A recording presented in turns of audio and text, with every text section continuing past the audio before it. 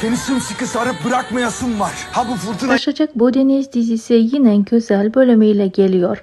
Adil'in hapise girmesi söz konusu bile olamaz.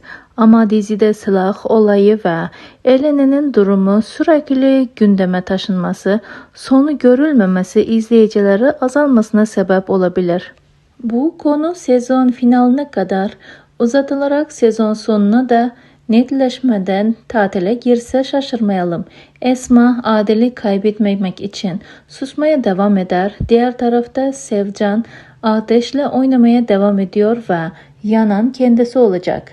Şerif onu öldürmekle tehdit edecek. Oruç ve Elena için güzel sahneler geliyor. Bu sahneler dizimize damga vuracak.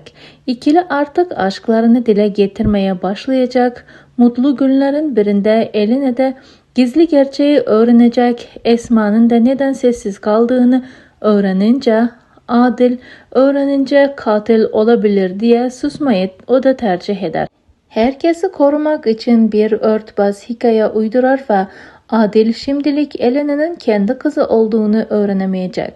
Peki arkadaşlar, sizce yeni bölümlerde neler olacak? Fikirlerinizi yorumlar kısmında bizlerle paylaşmayı ve kanalımıza abone olmayı, bildirimler tuşunu da açmayı unutmayın.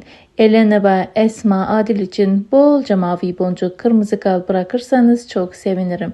Yeni analizler en kısa sürede sizlere gelmeye devam edecek. Şimdilik hoşça kalın. Allah'a emanet olun.